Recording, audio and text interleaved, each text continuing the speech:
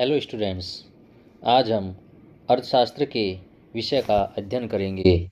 जो हमारी first unit में अर्थशास्त्र का अर्थ एवं परिभाषाएं आदि आते हैं, कितने पार्ट में डिवाइड किया गया है, हम उसको आज डीपली अध्ययन करेंगे। चलो शुरुआत करते हैं अर्थशास्त्र की। अर्थशास्त्र का परिचय। अर्थशास्त्र क्या है और क्या इसमें होता है, कौन कौन से पार्ट होते हैं, चलिए शुरुआत करते हैं। अर्थशास्त्र। अर्थशास्त्र वह विषय है जहाँ व्यक्ति, समाज तथा सरकार अपनी सीमित संसाधनों द्वारा असीमित आवश्यकताओं की पूर्ति करते हैं। तो क्या है अर्थशास्त्र? अर्थशास्त्र वह विषय है जहाँ व्यक्ति, समाज और सरकार अपनी सीमित संसाधनों द्वारा असीमित आवश्यकताओं की पूर्ति करते हैं। इसमें बोलते हैं अर्थशास्त्र का एक जनक कौन होता है? अर्थशास्त्र का जनक एडम स्मिथ होता है। एडम स्मिथ कहाँ के निवासी थे? एडम स्मिथ स्कॉटलैंड के निवासी थे। ओके।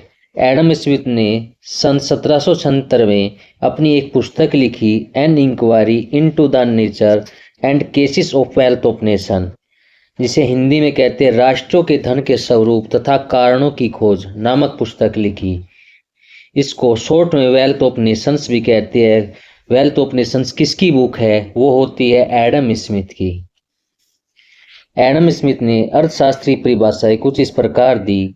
एडम स्मिथ ने बताया, अर्थशास्त्र वह विषय है जिसके अंतर्गत विभिन्न आर्थिक क्रियाओं द्वारा पूंजी का निर्माण होता है। और एडम स्मिथ ने अर्थशास्त्र को धन का विज्ञान बताया है। अगर आपको नहीं पता कि कोई पूछने लगे कि अर्थशास्त्र क्या है, तो अर्थशास्त्र धन का विज्ञान है। अब कुछ पॉइंट है हमारे जो अर्थशास्त्र में उपयोग किए जाते हैं। जैसे अर्थव्यवस्था क्या है? अर्थव्यवस्था अर्थ प्लस व्यवस्था यानी कि मुद्रा धन की सुव्यवस्थित कार्य प्रणाली ही अर्थव्यवस्था कहलाती है, जिसमें साधन सीमित होते हैं, आवश्यकताएं असीमित होती है। अर्थव्यवस्था यही होती है। अर्थव्यवस्था में के बाद एक अगला पॉइंट आता है आर्थिक क्रिया। इकोनॉमिक्स में आर्थिक क्रिया क्या होती है ये हम समझते हैं। आर्थिक क्रियाएं क्या होती है? वे सभी क्रियाएं जिनका संबंध धन से हो। वे सभी आर्थिक क्रियाएं होती है जिनका संबंध धन से हो। जहाँ पर यह आर्थिक क्रिया घटित होती है उसे अर्थव्यवस्था कहा जाता है। जैसे भारत की अर्थव्यवस्था। आर्थिक क्रिया के अंतर्गत उपभोग, उत्पादन, विनिमय, निवेश, इन सभी को शामिल किया जाता है। नेक्स्ट देखो, उपभोग क्या होता है?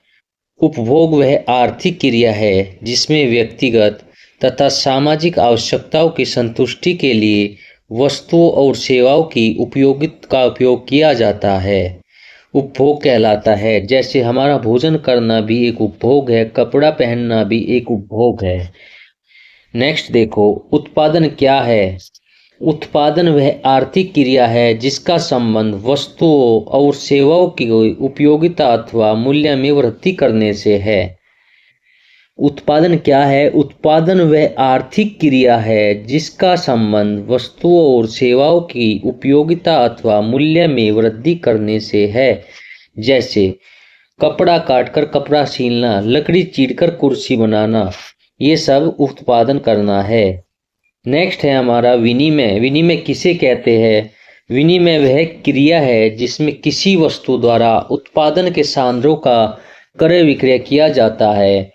यह क्रिया अधिकांशतः मुद्रा द्वारा किया जाता है। इस क्रिया को साधन कीमत निर्धारण भी कहते हैं।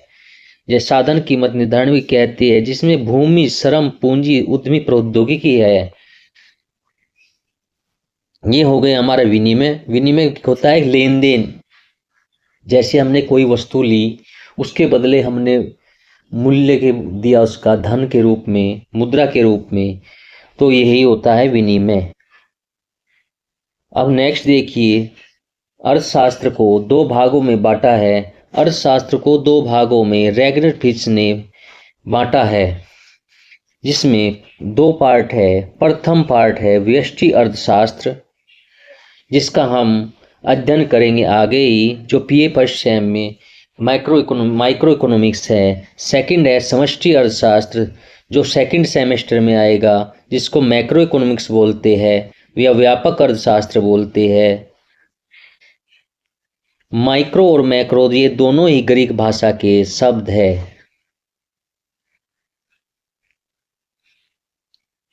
अब पढ़ते हैं हम व्यष्टि अर्थशास्त्र किसे कहते हैं। व्यष्टि अर्थशास्त्र अर्थशास्त्र की वह शाखा है जिसके अंतर्गत किसी एक उत्पादक, एक कंपनी, एक फर्म या एक उपभोक्ता आदि का अध्ययन किया जाता है, व्यष्टि अर्थशास्त्र कहलाता है। व्यष्टि अर्थशास्त्र क्या है?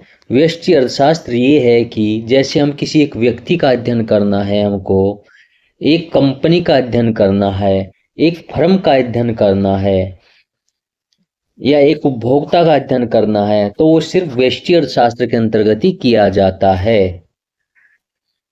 व्यष्टि अर्थशास्त्र को सूक्ष्म अर्थशास्त्र, कीमत सिद्धांत या मूल्य सिद्धांत भी के नाम से भी जाना जाता है। किस नाम से जाना जाता है व्यष्टि अर्थशास्त्र को? कीमत सिद्धांत या मूल्य सिद्धांत के नाम से जाना जाता है, क्योंकि इसमें व्यक्तिगत इकाई अपने व्यक्तिगत कार्यों के कारण कीमत निर्धारित करते हैं। नेक्स्ट देखिए, व्यक्तिगत इकाई का अध्ययन कीमत में ध्यान में रखकर किया जाता है। उपभोक्ता आय और कीमत को ध्यान में रखकर संतुष्टि को अधिकतम करता है। यानी कि अगर उपभोक्ता होगा वो आय और कीमत को ध्यान कर अपने अधिक से अधिकतम संतुष्टि प्राप्त करना चाहेगा। जो उत्पादक है, उत्पादक निश्चित कीमत के आधार पर उत्पादन करके लाभ को अधिकतम करता है। क्या है? उत्पादक क्या सोचता है कि मुझे लाभ अधिकतम प्राप्त हो, एक कीमत ऐसी निर्धारित करे जिससे उसे लाभ अधिकतम प्राप्त हो और जो वैलिड भी हो। वितरण क्या होता है? वितरण संसाधनों की कीमत को ध्यान में रखकर वितरण किया जाता है कि वितरण संसाधनों की कीमत को ध्यान में रखकर वितरण किया जाता है। अब साधनों की कीमत को साधनों का प्रतिफल भी कहते हैं। जैसे भूमि की कीमत के रूप में क्या देते हैं? लगान। पूंजी की कीमत के रूप में क्या देते हैं? ब्याज। श्रम की कीमत के रूप में क्या देते हैं? मजदूरी। उद्यमी की कीमत के रूप में क्या मिलता है? लाभ मिलता है उसको।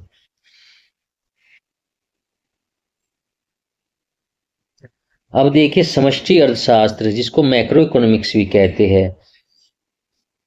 क्या है समष्टि अर्थशास्त्र की वह शाखा जिसके अंतर्गत व्यक्तिगत इकाइयों के समूह का या देश की संपूर्ण अर्थव्यवस्था का अध्ययन किया जाता है। क्या है समष्टि अर्थशास्त्र? मैक्रो इकोनॉमिक्स, जिसमें व्यक्तिगत इकाइयों का समूह या एक संपूर्ण राष्ट्र की अर्थव्यवस्था का अध्ययन किया जाता है, वही समष्टि अर्थशास्त्र मैक्रो इकोनॉमिक्स कहलाता है। इसे सामान्य आय और रोजगार सिद्धांत भी कहा जाता है। किसको सामान्य आय और रोजगार का सिद्धांत किसे कहा जाता है? समष्टि अर्थशास्त्र को या मैक्रो इकोनॉमिक्स को कहा जाता है। इसमें देश की संपूर्ण आय व संपूर्ण रोजगार आदि का अध्ययन किया जाता है। देश की, अब देखिए क्वेश्चन बनता है, देश की संपूर्ण आय वह संपूर्ण रोजगार का अध्ययन कहाँ किया जाता है? समष्टि अर्थशास्त्र में, व्यष्टि अर्थशास्त्र में? यह अध्ययन किया जाता है समष्टि अर्थशास्त्र में। इसके अंतर्गत राष्ट्रीय आय का स्तर, रोजगार का स्तर, बचत निवेश, सामान्य कीमत स्तर व आर्थिक विकास का उतार चढ़ाव का अध्ययन किया जाता है। समष्टि अर्थशास्त्र की परिभाषा गार्डनर के अनुसार निम्न प्रकार है। समष्टि अर्थशास्त्र एक जंगल की प्रकृति का अध्ययन करता है, न कि उन पेड़ पौधों का जिसमें जंगल बना है। जैसे एग्जाम में तुम्हारे एक्सटर्नल एग्जाम में ऑब्जेक्टिव क्वेश्चन आएंगे, उसमें एक परिभाषा दे दी जाए कि समष्टि अर्थशास्त्र एक जंगल की प्रकृति का अध्ययन करता है, न कि उन पेड़ पौधों का जिससे जंगल बना है। ये परिभाषा किसकी है?